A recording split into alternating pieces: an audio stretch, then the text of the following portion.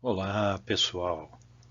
Quem lhes fala é o professor Newton e estamos aqui hoje para falar da série exponencial do Joseph Fourier e dar um exemplo aí que seja interessante, né, de obtenção de uma série para uma função.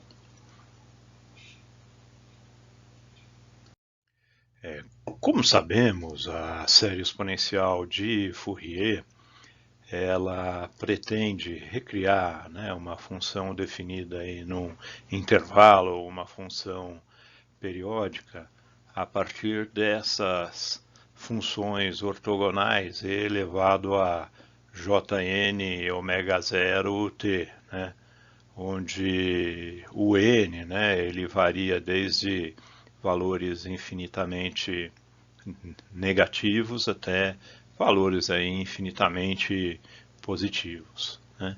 Repare que essa função e elevado a jn ômega zero t, como conhecemos, é uma função complexa, né, e ditada aí pelas relações de Euler. A grande vantagem da série de Fourier exponencial, diferentemente da trigonométrica, é que a gente precisa calcular só uma sequência de valores, né? Que são essas constantes aqui, a n, que precedem cada uma das funções. Tá? E que a gente pode calcular, né, no intervalo aí de um período usando essa expressão, né, envolvendo o f de t e o e elevado a menos jn, né, para o n específico. E, naturalmente, existe uma correlação da série exponencial com a série trigonométrica, né, usando relações aí derivadas da relação fundamental de Euler, né, que nos permite obter os parâmetros da série trigonométrica do cosseno do seno mais facilmente. E nesse caso da série exponencial, os espectros, né, que são aquelas funções, aquelas curvas que a gente traça em relação à frequência, como, né, essas componentes elas podem ser complexas, eu preciso traçar dois gráficos, um para as amplitudes, né, ou para os módulos lá daquelas constantes azão, n, né, e das fases, ok? E repare aqui então que na função exponencial, né, nós vamos realmente gerar esses dois gráficos, onde no eixo horizontal a gente tem as frequências, e no gráfico aqui da esquerda, né, no eixo vertical, a gente tem o tamanho, né, de cada uma das amplitudes ou dos módulos dessa componente aqui.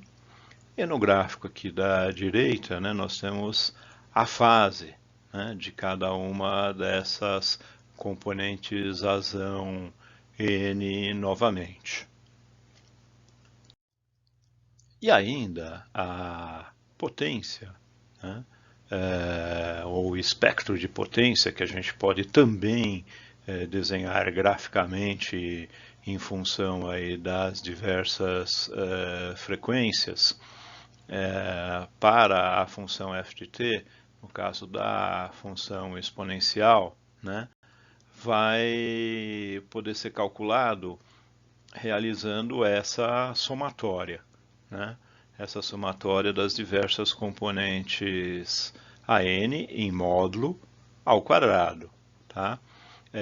Repara que, teoricamente, a gente vai do menos infinito até infinito.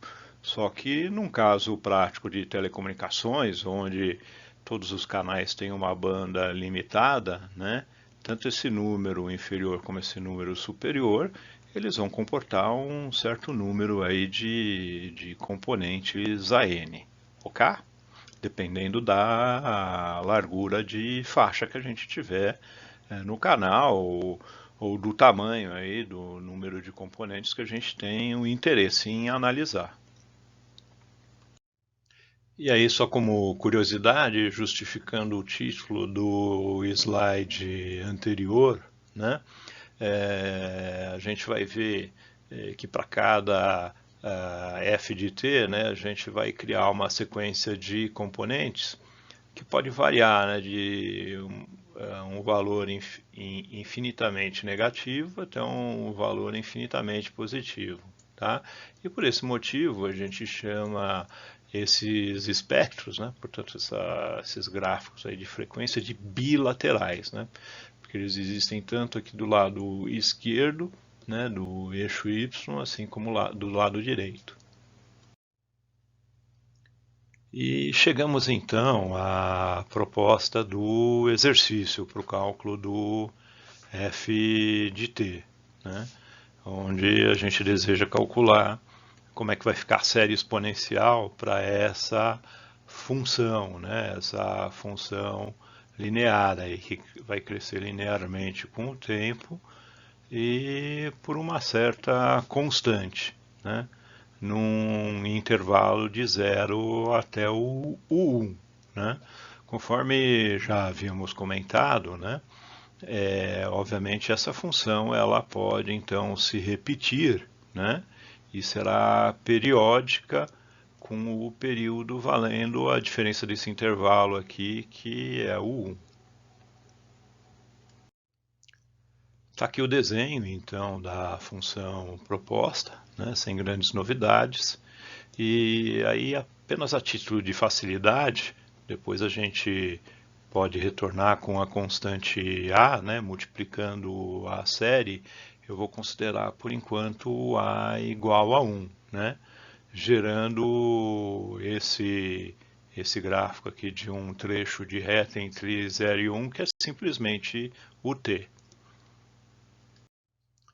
Então, para que a gente comece a trabalhar, né, com as funções e o cálculo aí dessa série exponencial, né, eu coloquei de novo as duas expressões, eu só troquei um pouquinho a notação, ao invés do AN eu chamei aqui de F, tá? E o objetivo então é a gente calcular, né, para cada uma dessas componentes e elevado a jn ômega t, lembrando que aqui para o cálculo, né, o sinal vai ficar invertido, como é que fica a componente Fn, né, ou a contribuição Fn da função. E aqui, até para simplificar, né, as nossas expressões, repara que o ômega, na verdade, que é 2π sobre o período vale 1 e, portanto, o ômega vai ser 2π, né, radianos por segundo. Isso a gente já vai usar para substituir aqui nas expressões, né, para a gente já conseguir ir enxergando o que vai estar acontecendo ao longo das manipulações. Então, voltando, né, para o cálculo do Fn, né, as contribuições aí de cada uma das funçõezinhas, eu já sei, né, que o período é 1, né, o período aqui é 1, e eu já sei também, né, que a função, eu preciso, na verdade, conhecer a função é esse t, tá? Obviamente, para a gente proceder a partir daqui, a gente requer os conhecimentos também do que a gente aprende em cálculo 1. E em cálculo 1, normalmente esse é um exercício clássico, né, que a gente faz quando você tem, por exemplo, um t, né, que multiplica uma exponencial, às vezes um t que multiplica um cosseno ou um seno, né? A forma de sair aqui dessa enrascada e conseguir a integração, né, analítica é a gente usar, né, o teorema de partes, né? Então eu vou transformar em uma integral de UdV, né? Escolhendo quem que é o U, quem que vai representar aí esse dV, eu vou poder transformar num UV menos a integral de V du, tá bom?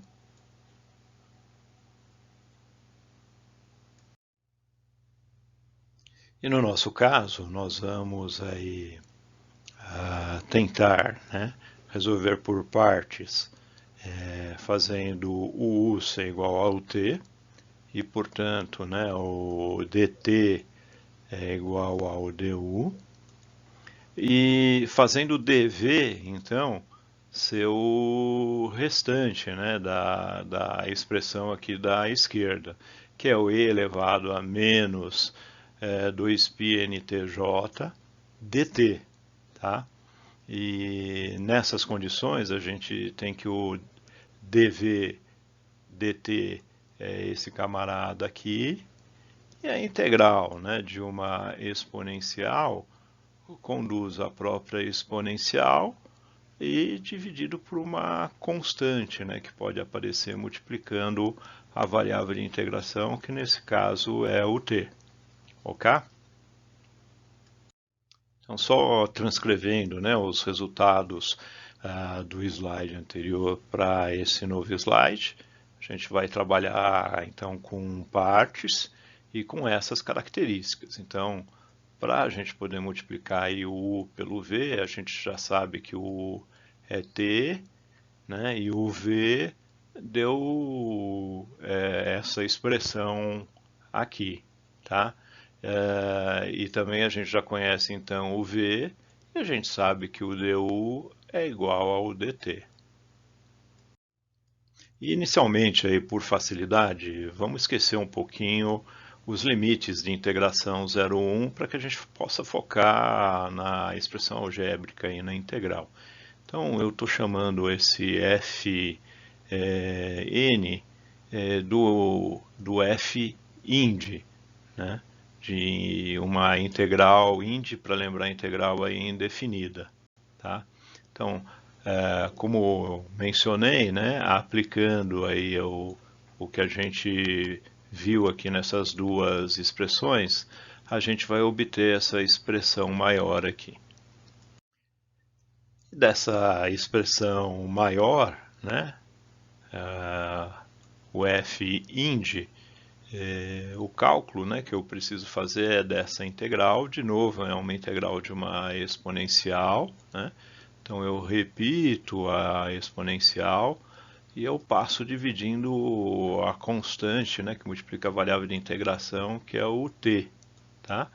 E como eu já tenho esse menos 2πnj aqui embaixo, né, eu vou ficar, na verdade, com o quadrado disso. Lembrando que j ao quadrado vai dar menos 1, então isso faz sumir o sinal de menos e deixa só o 2πn elevado ao quadrado aqui nesse denominador, tá? Essa outra expressão eu simplesmente transcrevi ela para cá por enquanto. Então, simplesmente eu transcrevi nesse novo slide aqui o resultado, né, de cálculo já limpo das integrações, para que a gente possa dar continuidade. E agora sim, faz sentido eu colocar, né, os limites de integração, então eu vou deixar de chamar o fint e eu volto ao fn, onde a gente vai aplicar o limite de integrações, né, que é 0, 1, que é o período para essa expressão aqui que a gente tinha obtido. Então, aplicando aqui, né, o limite, se você observar o primeiro termo, né, a gente tem um t aqui. Então, para o valor inferior, que é 0, isso já vai dar 0. Né? Para o valor superior, que é 1, né, eu vou substituir 1 aqui e eu vou obter esse primeiro termo aqui da expressão de baixo. Tá? Já para o segundo termo, eu vou ter a existência das duas condições limites, né? Se a gente aplicar o 1 novamente, né, eu vou obter essa expressão de baixo. E se a gente aplicar o zero, né, o e elevado a zero é 1, né, resultando então num Fn que é composto por essas três parcelas aqui. E então, se eu tirar o mínimo múltiplo comum, né, só para deixar isso aqui num formato mais tranquilo de entender em frações, né, eu multiplico todo mundo por 2πn elevado ao quadrado, né, então no primeiro termo vai aparecer um 2πn, né, e sobraria um menos j no denominador e, portanto, um j, né, que é o complexo conjugado no numerador. Ok? Aqui de novo, né, nesse novo slide, eu só reescrevi aquele termo com o mínimo múltiplo comum para a gente poder continuar, né, de uma forma mais visual aqui. Tá, e aqui, pessoal, a gente usa o fato, então, conhecido de que se eu tiver essa expressão e elevado a menos j 2πn, onde n aí é pertencente aos inteiros, né? Então, os números naturais mais os números negativos, essa expressão aqui, ela dá sempre 1, né? Porque 2πn, na verdade, eu estou dando sempre uma volta no sentido anti-horário, né, no círculo trigonométrico, eu estou sempre voltando para o zero. Tá?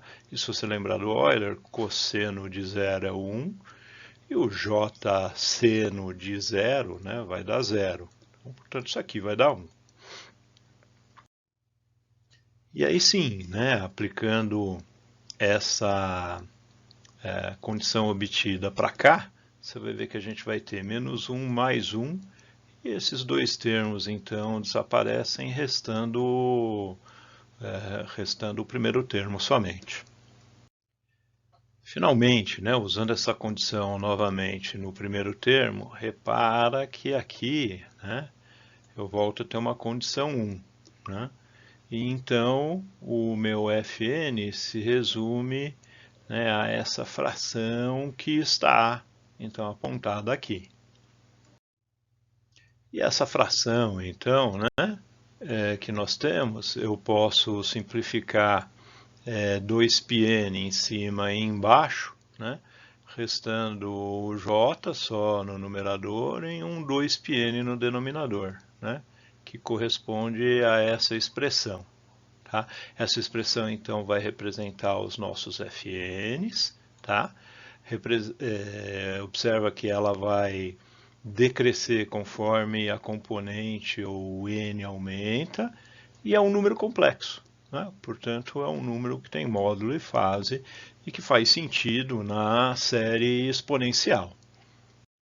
E aí, para o cálculo do F0, né, repara que se você voltar aqui nessa expressão anterior, né, essa expressão ela não viabiliza, né, o cálculo do F0, que ela imagina que você tenha já no início da integral um e elevado a menos j multiplicando o f.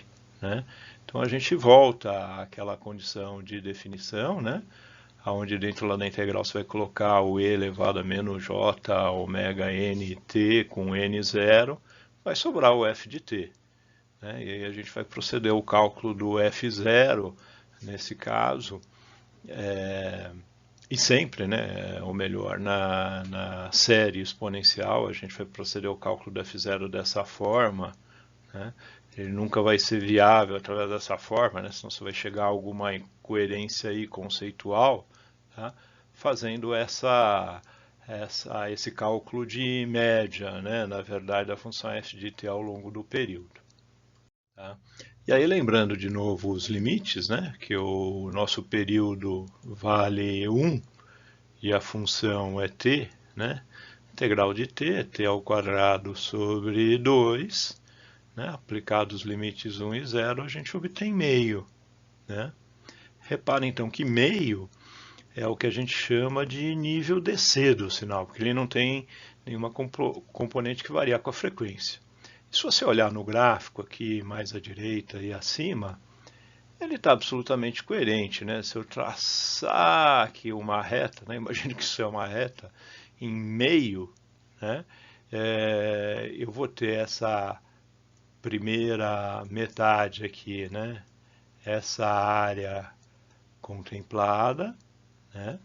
Na segunda metade eu tenho essa área aqui contemplada pelo meio e esse pedacinho que está faltando aqui eu rebati aqui, né? O que eu quero dizer é que a área sob o triângulo, né, é a mesma que a área sobre esse retângulo aqui de altura meio, né? Que é o que a gente chama e sabe que em elétrica é o nível DC do sinal. E aqui, né, para a gente ter uma visibilidade, eu calculei o F1, né, então N valendo 1, então J está dividido pelo 2π, é a mesma coisa para o menos 1, né, só apareceria um menos J aqui na frente. Para o F2, né, um J dividido por 4π, mesma coisa para o F-2, vai ficar menos J sobre 4π. Para o F3 sobre 6π. E assim por diante. Tá? Então, veja novamente, assim como já vimos no exemplo da onda quadrada, né, que as componentes aí elas vão decaindo, né, com uma relação linear, né, com a frequência. Isso vai gerar um grande número de componentes, assim como na onda quadrada. Tá? E finalmente, voltando à nossa proposta original, né, lembrando ela, a ideia era representar o f de t por essas componentes exponenciais, e o que nós conseguimos foi isso, um nível DC de meio, né, e para as demais componentes que não correspondem ao nível DC, aquele Fn que foi calculado aí com uma integral por partes. Aqui na somatória excluo já o nível DC, porque ele está aqui representado. E aqui eu só reescrevi passando J sobre 2π dividindo, né? E mais uma vez, então, repara que as componentes exponenciais aparecem divididas aí, ou com contribuição 1 sobre n, né? Que vai gerar um espectro bem interessante. Né? Para a gente poder visualizar, então, como é que fica né, o f de t representado pelas componentes, o programa de MATLAB é de bom grado, né? Um programa que pode ser feito aí no Octave ou similares. Então está aqui um programa, né, que pode ser usado tanto no Octave como no MATLAB, né, para você fazer a simulação. Né? A gente define aí um vetor t que a gente quer evoluir, o número de componentes que a gente vai trabalhar. Né? Inicialmente eu assumo o valor meio, que é o valor DC, e eu itero, né, pelas contribuições das componentes, excetuando o valor DC, né, que acontece em zero. E aí, finalmente, na figura 1, né, eu estou plotando, na verdade, isso aqui, né, é o T e o T, né, e na figura 2, né, a gente vai pegar o resultado, né, dessa função iterada, né, no caso desse valor inicial de n aí 5 vezes, e a gente vai então plotar ela e poder comparar, né, uma com a outra, ok? Então, repara que interessante, né? Para o n igual a 5, né, eu tenho até alguma coisa que já está seguindo aí o 1, mas ainda eu tenho bastante oscilações aí, né, ao redor do segmento. E as bordas, né, que sempre são, dependem daquelas frequências mais elevadas, né, porque aquela transição mais abrupta, elas demoram mais para se formar, ou seja, né, você tem que usar um número de componentes maior ou muito maior. Para o n igual a 10, né, se você comparar aí a figura da direita com a da esquerda, repara que as ondulações já diminuíram de tamanho, né? A borda começou a ficar um pouquinho melhor, mas ela também, né, as bordas elas são muito longe do ideal.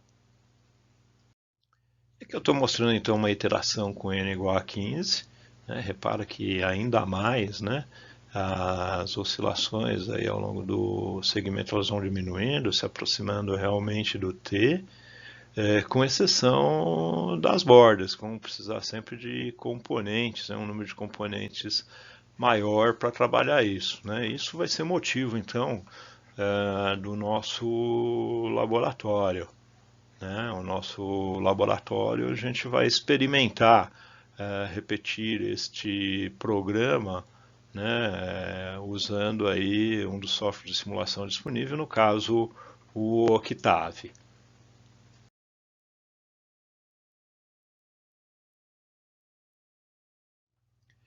Aqui, né, se eu analisar, né, o gráfico então de espectro, né, como a gente chama, aqui na esquerda eu tenho o gráfico de espectro o espectro das amplitudes e na direita o espectro das fases.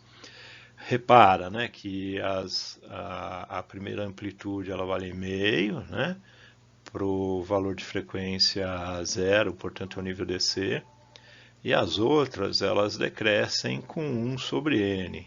Né? Aqui no eixo realmente eu estou usando o ômega, né, que está em radianos por segundo.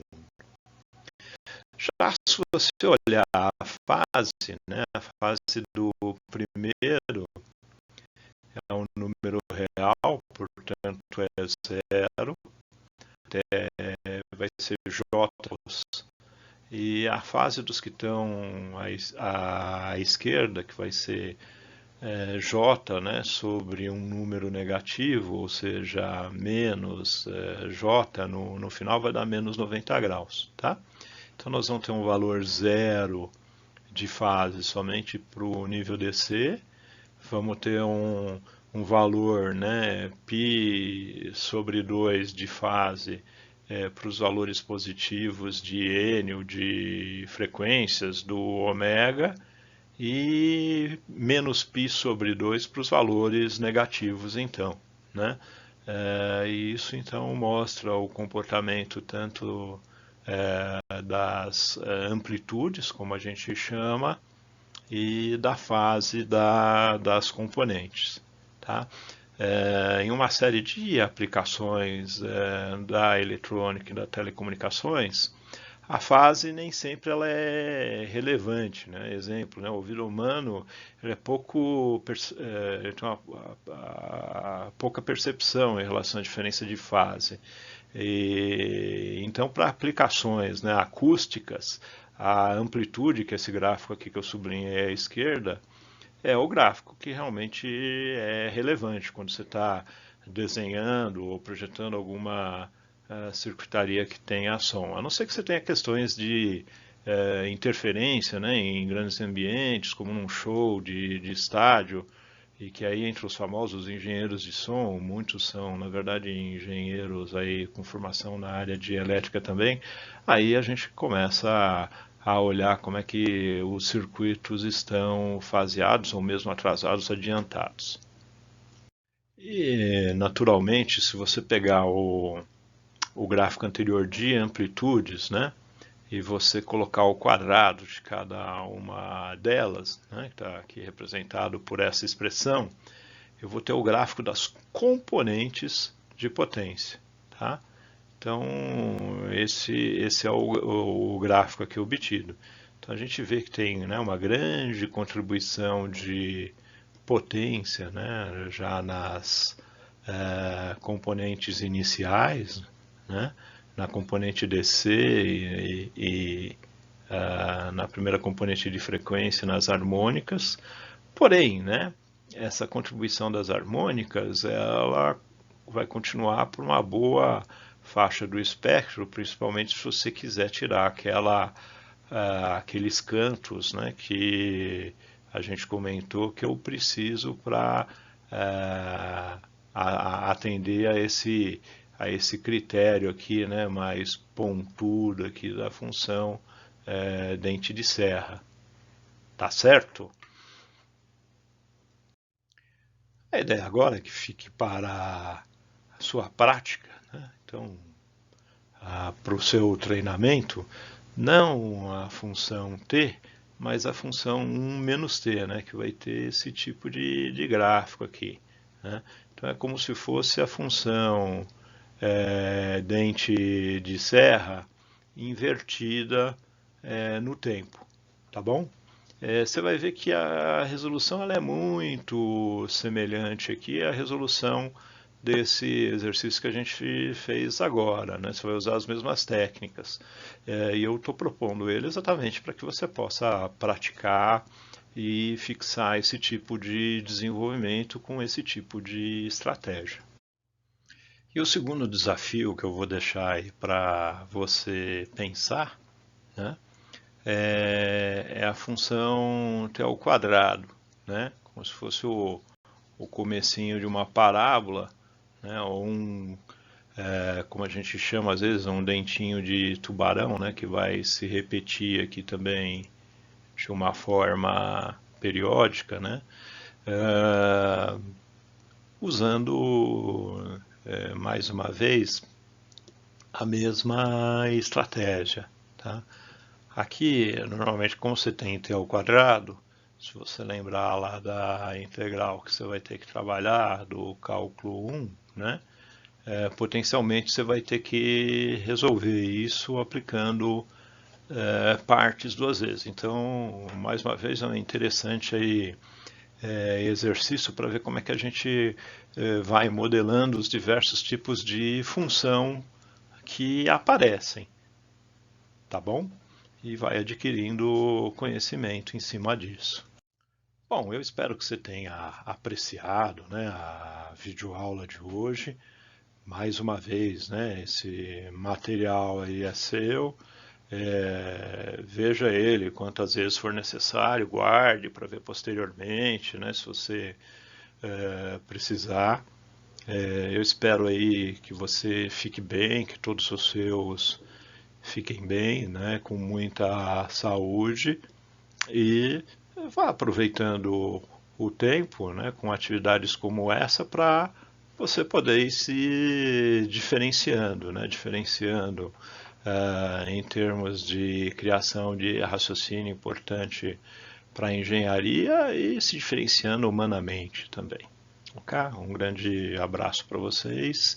É o professor Newton que está falando, né? Aos rapazes e às senhoritas.